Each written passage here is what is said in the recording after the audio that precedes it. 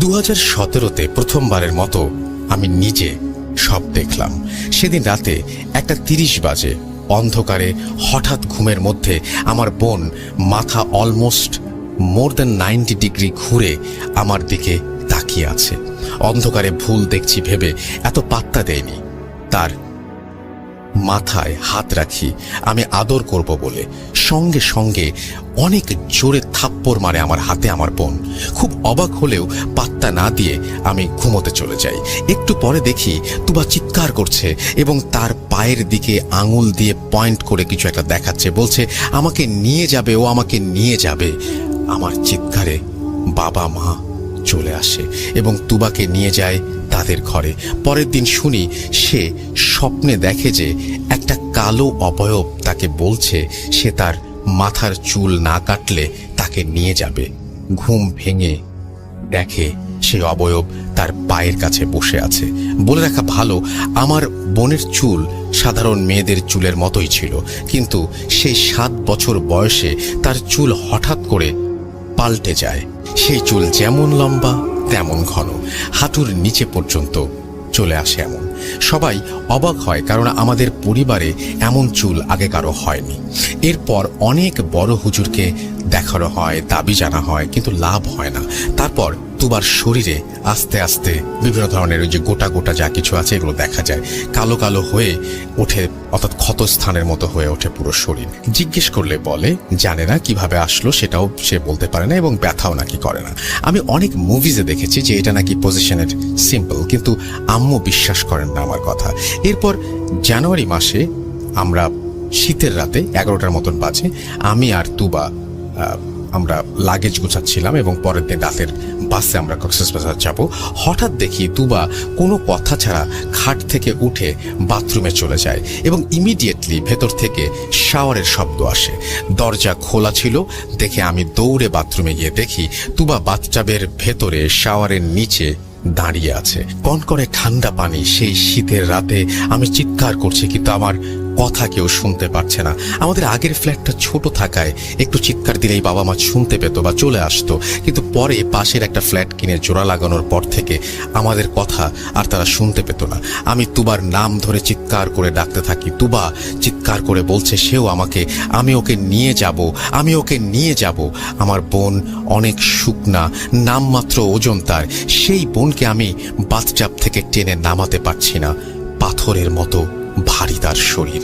একসময় বাবা মা দৌড়ে আসে এবং আসার সাথে সাথে তুবা নর্মাল হয়ে যায়। তাকে জিজ্ঞেস করলে সে বলে তার কিছুই মনে নাই।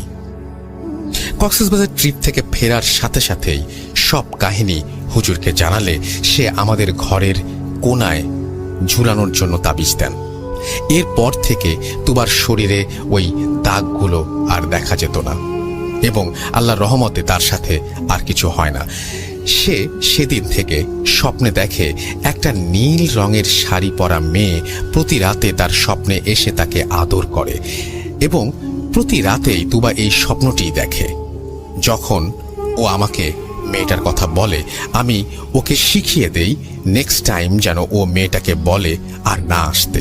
এই কথা বলার পরের দিনই মেয়েটা স্বপ্নে এসে তুবাকে বলে যেন সে তার কথা আমার সাথে অথবা আম্মুর সাথে শেয়ার না করে। এরপর থেকে মেয়েটা আর আসে না, কারণ প্রবলেম হয় আমার পুরা বাসায় সারা রাত ধরে বাসার ভেতরে দৌড়ানোর আওয়াজ পাওয়া যায়। আমাদের ফ্লোরে 2টা ইউনিট, এই ইউনিটে আমরা থাকি, সো কোনো চান্স নেই আশেপাশে থেকে আওয়াজ আসার। মার্বেল খেলা, চেয়ার টানাটানি, সব ধরনের আওয়াজ হতে থাকে, কিন্তু আস্তে আস্তে সব থেমে যায়। আজকে 22 বছর ধরে মায়ের কাছে তাবিজ নেই। আমার মা আবার ভয় পাওয়া শুরু করেছে। একা থাকলে একরকম সুগন্ধ থাকে তাকে ঘিরে। পুরো বাসায় আমি নিজের হাতে দোয়া লাগিয়েছি, সব ঘরের দোয়া ঠিকঠাক আছে, শুধু আমার মায়ের ঘরের দোয়াটাই একা একা নাই হয়ে গেছে। মা কিছু বলে না, কিন্তু তার কথা এবং তার সবকিছু শুনে তার চাল চলনে বোঝা যায় সে কিছু একটা সমস্যার ভেতর দিয়ে যাচ্ছে। আমার মা প্রচন্ড ভয় পায়। বাংলা এবং ইংলিশ মিলিয়ে লেখার জন্য ক্ষমা চাচ্ছি, ভালো লাগলে পড়ে শোনাবেন। আল্লাহ হাফেজ। এবং তিনি বলেছেন তার নাম শেয়ার না করতে, আমি তার নাম শেয়ার করছি না। একটু কষ্ট হয়েছে পড়তে, ট্রুলি স্পিকিং। আসলে এভাবে পড়তে সমস্যা হয়, শুধু ইংরেজিতে বা শুধু বাংলায় হলে অতটা সমস্যা হয় না, বাট এভাবে একটু সমস্যা হয়। এনিওয়েজ, আমার যেটা মনে হয় যে যখনই আপনারা লিখবেন এবং এরকম ধরনের কোনো চ্যালেঞ্জ যদি আপনারা ফেস করেন, তাহলে আমাকে তো রেকর্ড করেও পাঠাতে পারেন। But the story was too good এবং আমার কাছে অনেক বেশি ভালো লেগেছে। আমি আশা করব যে যারা শুনেছেন তাদের কাছে অনেক বেশি ভালো লেগেছে। এবং আপনার কাছেও যদি এরকম ঘটনা থাকে তাহলে আমাকে ইমেল করুন, এখনই জানিয়ে দিন। আমি অপেক্ষায় আছি আপনার ইমেইলের। অসংখ্য ইমেল চাই আপনাদের কাছ থেকে। আমি আশা করি যে সেটা পাবো এবং সেটার অপেক্ষায় থাকলাম। সেটাই আমার আপনাদের কাছে একমাত্র অনুরোধ। আমরা চলে যাব আমাদের পরবর্তী ঘটনায়। আমরা একটু আগে যে ঘটনাটি শুনলাম, আপনাদেরকে বলেছি আমি অনেকবার যে আমার এরকম একটা ঘটনা ছিল যে আমার মনে হতো যে দরজার বাইরে কেউ বসে আছে, কিন্তু আমাকেও এরকম একজন ভদ্রলোক বলেছিলেন যে যিনি বাইরে বসে আছেন তিনি ভেতরে আসবেন না, আপনার কোনো ক্ষতি হবে না। তো আমি একটু আগে যে ঘটনাটা শেয়ার করলাম সেই ঘটনাটা কিন্তু খুব অদ্ভুত টাইপের।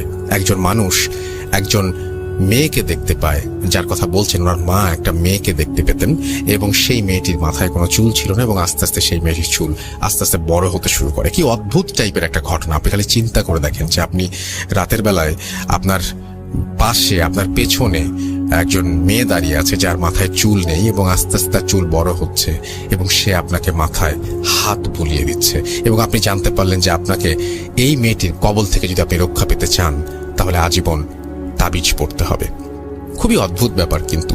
এবং এই মেয়েটি কিন্তু তাদের ফ্যামিলিকে ছাড়েনি কখনো, নানাভাবে নানান রকম ভাবে সে সেই ফ্যামিলির মাঝেই ছিল এবং থেকেওছে অনেক দিন পর্যন্ত। আপনারা সবাই সেটা জানেন এবং শুনলেনও। তো যাই হোক, আমরা কথা না বাড়িয়ে সরাসরি আমরা পরের ঘটনায় চলে যাব।